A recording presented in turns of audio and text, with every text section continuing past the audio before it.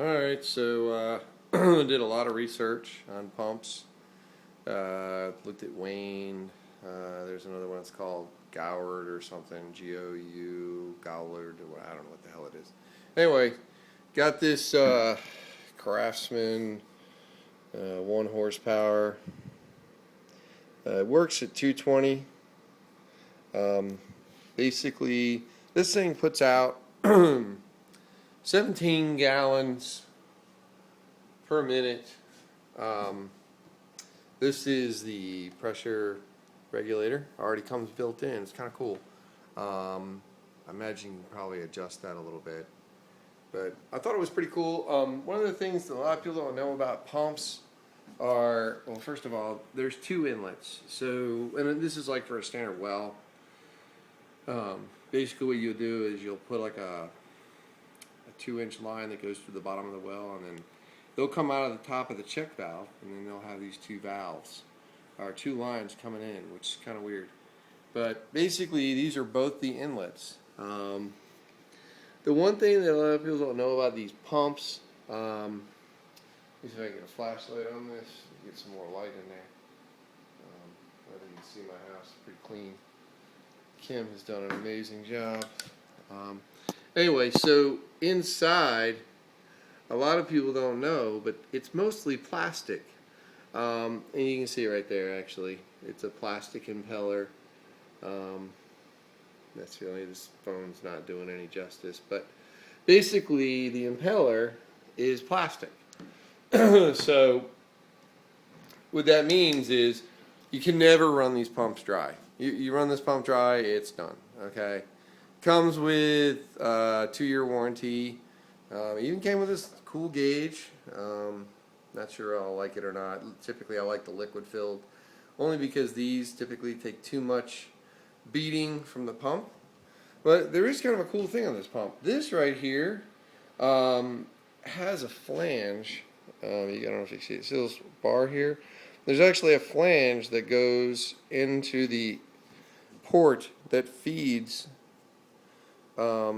this fitting. This all came, this pre-Tefloned, and then they kind of came in this little cute little roll for additional. Not going to do the whole deal, but the pump looks pretty hot so far. This part right here is, I believe, is cast iron. At least it feels like it. It could be plastic. It may be also fiberglass. I don't know. It's kind of, and now that I look at it, it's probably a fiberglass casing. But I looked at the Waynes. The Waynes are cast iron. They look really nice on the outside. What they don't tell you is on the inside, they are plastic impellers. So you're back to the same deal. Who cares what the outside is? Really, the deal is what's going on the inside. This is pretty standard on most pumps. This is, like the same type of motor that's probably on all the Waynes. They all do 220 or 115. The difference being is the amount of cost. And I'm going to actually set this thing up to run at 220 because it runs at, I think it's 7 volts versus at 115 volt. It runs at 15. So not a big deal. I'm not sure of the whole specs on the electrical. That's kind of my weak area. I'm going to hopefully the neighbor will help me out. And there's the specs. It's a Hydroglass, Hydro Pro, whatever the hell, horsepower, 1 horsepower. And then this, right, of course, like I said, you could probably open it up. I did see some specs in the manual where you can go in here and play around with it a little bit. Probably shouldn't have taken this apart, but you know what? I'm taking it apart. So let's see what we got in here. Oh, alright, so it looks like there's some stuff in here for the electrical. I believe this is where we tie in. No big deal, but and here's the pressure rating. I don't know how this all works. I'll have to look it up tomorrow, but I'm sure somebody that's reading this video is like, yeah, you dumbass, it works like this. But that's it. But I just thought I'd let you guys know that it is moving forward. I know that I said back in, I think, February I was talking about getting a pump, but it took me a while. took a lot of hemming and hawing as to what I wanted to do. I am going to hook this up to what they call a pressure tank. So this is where as you saw, the tanks, this is where I'm going to split the 2-inch line to come into here.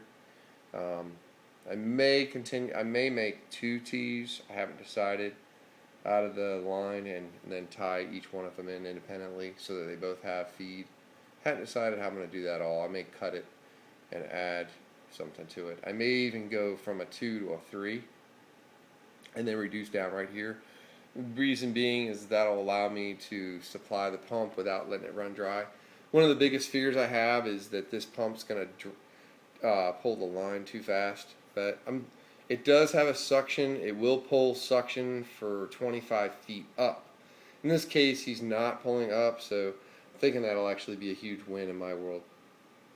And the one thing I need to be careful is not to run the tanks dry. So, as according to the rain right now, it looks like we're not going to do too well. So, the irrigation system runs at about 10 gallons per minute. So, this pump should do quite well.